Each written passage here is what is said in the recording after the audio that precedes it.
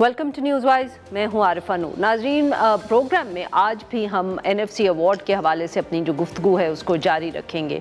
गुज़िश्ता रोज़ भी हमने इस पर बात की। साबिक जो वफाकी वज़रा रहे हैं फ़ाइनेंस के, चाहे वो सूबाई लेवल पे हों या वफाकी, आज तो खैर बहुत अहम दिन था इस हवाले से, क्योंकि 11वीं जो कौमी मालियाती कमीशन का इफ्तिताही इजलास था वो आज इस्लामाबाद में हुआ, काफ़ी ताख़ीर के बाद।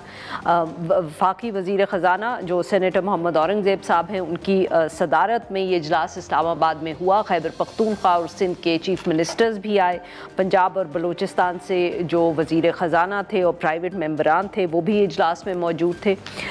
इजलास में ऑब्वियसली बात हुई जो हम शायद एक्सपेक्ट कर रहे थे या जो लोगों की उम्मीद थी कि कोई फौरी फ़ैसले हो जाएं, ऐसे तो नहीं हुआ, मगर 6-7 वर्किंग ग्रुप्स बनाने के फ़ैसले हो गए हैं। कहा यह जा रहा है कि इन वर्किंग ग्रुप्स में आगे अब मामलात को डिस्कस किया जाएगा। इसी तरह साबिक फाटा का जो मामला है, खैबर पख्तूनख्वा इस पर बहुत बात करती रही पिछले दिनों में, उस पर भी एक वर्किंग ग्रुप बना दिया गया है।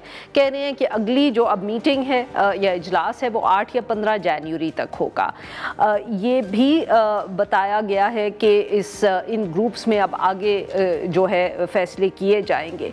अभी तक जो मेजर इशू था और वो यही था कि जो वफाक का ये दावा है कि उनके ऊपर बहुत ज़्यादा बोझ है सूबाई खर्चों का, उस हवाले से कोई ख़ास फैसले तो नहीं हुए, बट बात ज़रूर हुई। ये बताया जा रहा है मीडिया रिपोर्ट्स में कि FPR ने जो टैक्स वसूलियाँ हैं उनमें से 5% सूबों को देने से इनकार कर दिया या मुखालफत कर दी। इसके साथ साथ वफाक ने भी जानने की कोशिश की कि सूबे पैसे कहाँ खर्च कर रहे हैं, तो इस पे सिंध ने एतराज़ किया कि ये तफसीलात जो है वफाक उनसे नहीं मांग सकता।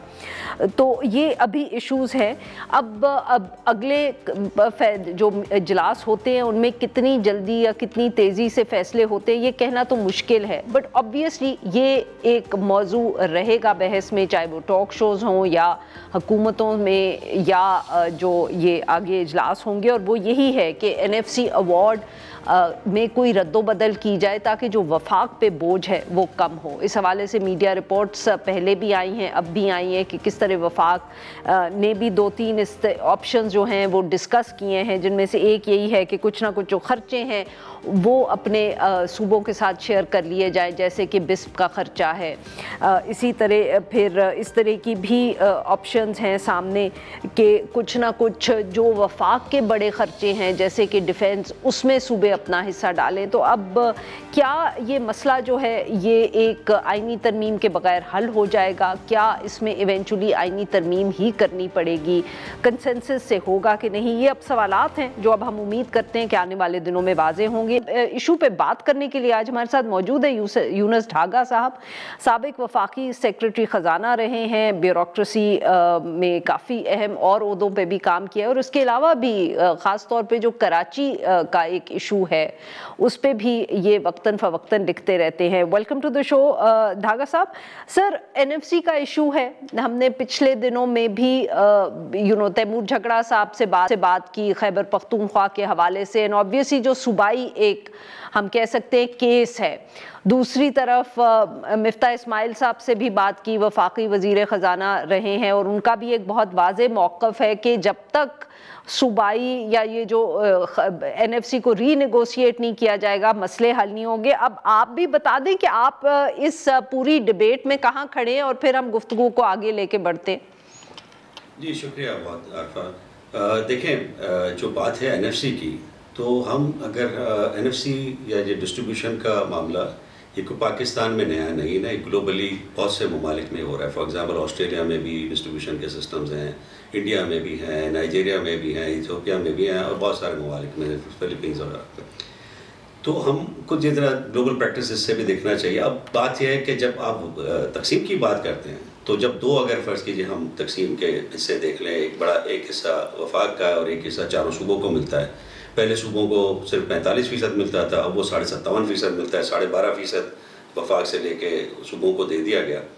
लेकिन अगर आप NFC की कंपोजिशन देखें तो उसकी कंपोजिशन में 8 मेंबर सूबों से होते हैं और 1 मेंबर सिर्फ वफाकी जो वज़ीर होते हैं ख़ज़ाना के, सिर्फ वो अकेले 1 मेंबर होते हैं NFC में जो सेक्रेटरी ख़ज़ाना है, दूसरे लोगों को बोलने की इजाज़त नहीं होती। तो 9 मेंबर 1:8 का डिफरेंस होता है। तो इसमें कहीं वफाक की बेहतरी का کوئی میرٹ پہ کام لینا بڑا مشکل ہے. اور یہی ہوا جب ہم نے پہلے ہم نے دیکھا کہ جو وفاق کو اگر 1% بھی دینا پڑ جاتا تھا صوبوں کو تو بھی کئی ہفتوں تک اور کئی مہینوں تک اجلاس ہوتا تھا. لیکن 7th NFC جو 7واں NFC ہوا اور 18ویں ترمیم ہوئی 2010 میں, اس میں ایک جس کو بالکل کہنا چاہیے کہ 12.5% ٹرانسفر کر دیا گیا صوبوں کو. اب صوبوں کو جب 12.5% ٹرانسفر کر دیا گیا تو ایک اور بھی اس کے اندر جو بڑی قواعد تھی وہ یہ تھی کہ جب آپ نے سارے وسائل ان کو دے رہے ہیں صوبوں کو تو پھر آپ کو ان کو لائبلٹیز بھی دینی چاہیے. تو لائبلٹیز جو کہ قرضہ جات تھے, قرضہ جات کی ادائیگی وغیرہ وہ سب وفاق نے رکھی. جو بڑے اور خرچے تھے ڈیفنس وغیرہ کے وہ سب وفاق نے رکھے. اور صوبوں کو یہ جو کہا گیا اس وقت کہ صوبوں نے کو بہت سارے جو ہے ذمہ داریاں دے دی گئی, اخراجات دے دیے گئے, ایسا نہیں تھا. صوبوں کو جو دیا گیا وہ کنکرنٹ لسٹ دی گئی. کنکرنٹ لسٹ کا وہ ہوتی ہے کہ جو اس میں صوبے اور وفاق آلریڈی کام کر رہے تھے. جیسے اس میں اب ایجوکیشن ہے, ہیلتھ ہے, یہ سارے ادارے پہلے ہی صوبوں کے پاس تھے. تو کوئی بہت بڑے نئے اخراجات صوبوں کے پاس نہیں آئے کہ جس کے لیے 12.5% اچانک ہی ٹرانسفر کر دیا گیا. ہوتا یہ ہے کہ سیاسی طور پہ NFC کے اندر وفاق اتنا اسٹرانگلی پریزنٹ نہیں ہوتا. جو ہماری پارٹی ہے آپ کو پتہ ہی ہے کہ وہ صوبوں میں زیادہ انٹرسٹڈ ہیں. تو PMLN فار ایگزامپل وہ پنجاب کی اگر مل گیا اس کو زیادہ پیسہ تو اس میں خوش ہیں. پیپلز پارٹی کو اگر سندھ میں زیادہ پیسہ ملتا ہے تو اس میں خوش ہیں. اور ابھی جو PTI ہے وہ صرف اس وقت بات کر رہی ہے صوبہ سرحد کی یا جو اس کو خیبر پختونخوا کی.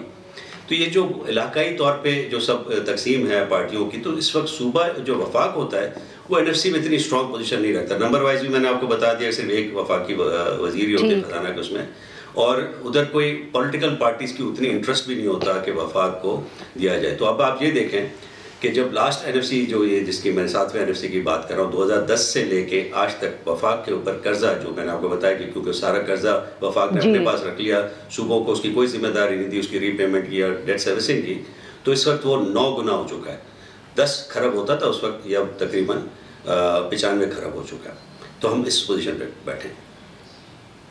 اچھا ڈاکٹر صاحب, دین what is the way forward? مطلب کہ اب آپ نے obviously 2 مختلف باتیں کی. ایک تو یہ کہ وہ جو اجلاس جس میں یہ فیصلے ہو رہے ہیں وہاں آپ کے خیال میں وفاق کی ریپرزنٹیشن اتنی نہیں ہے جتنی ہونی چاہیے, اور دوسرا 18ویں ترمیم کے بعد جو فرق پڑا. اب سر آگے جانے کا رستہ کیا ہے؟ کیا ری نیگوشیٹ کرنا پڑے گا؟ اور ری نیگوشیٹ کریں گے تو کیسے کریں گے؟ What is the way forward? ایک اور بھی صوبوں نے جو مل کے وہ کیا اپنے مفاد میں کام, وہ کیا کہ آئین کی جو شک ہے 160 اس میں ایک ترمیم کر دی کہ صوبوں کا اب کم نہیں کیا جاتا. اب یہ ایک بہت ہی نامناسب غیر انصافی بات ہے کہ جب 2 فریق بیٹھتے ہیں ڈسکس کرنے کسی چیز کو تو ان میں یہ کسی بھی فریق پہ اگر زیادہ بوجھ پڑ رہا ہے تو دوسرا فریق اس کو اسپیس دے, لیکن اس میں اسپیس وفاق کے لیے بالکل بند کر دی گئی. ہاں صوبوں کو آپ زیادہ دے سکتے ہیں. تو یہ بھی ایک بڑا غیر منصفانہ اور ون سائیڈڈ قسم کی ایک ترمیم کی گئی.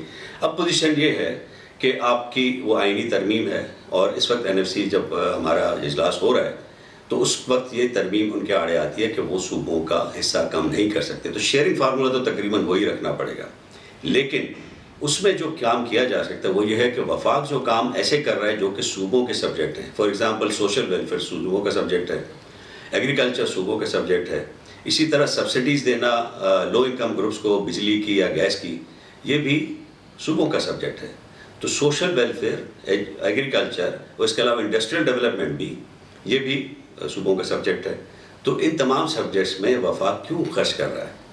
تو میرا خیال ہے فوری طور پہ بے نظیر انکم سپورٹ پروگرام, فوری طور پہ جو ہمارے بجلی کے جتنی بھی سبسڈیز ہیں وہ اب دیکھیں نا انڈیا کے اندر صوبوں کو صرف 45% دیا جاتا ہے. ہمارے ہاں تو 57.5%, ان کو 45% دیا جاتا ہے, لیکن ساری سبسڈیز وہ پے کرتے ہیں.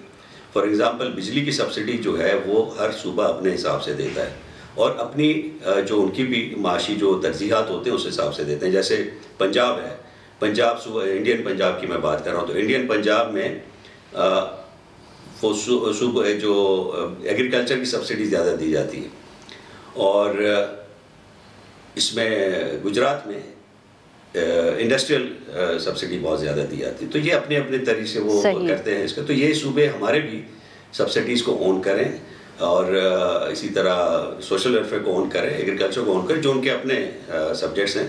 اور وفاق کو یہ جو شاہ خرچیاں ہیں میرے خیال ہے کہ اس سے اب نکل جانا چاہیے, اس کے پاس کوئی طاقت نہیں ہے. تو میرا خیال ہے یہی اگر 2-3 چیزوں کو کریں تو 1 سے 1.5 خرب روپیہ, اور تقریباً آپ سمجھیں کہ جو ڈویزیبل پول کا تقریباً 7-8%, 9% یہ کی ذمہ داری صوبے اٹھا لیتے ہیں, تو وفاق کے لیے کافی ایک تھوڑا سا کمفرٹ مل سکتا ہے, بریدنگ اسپیس مل سکتی ہے. ناظرین یہاں پہ لیتے ہیں ہم ایک چھوٹی سی بریک.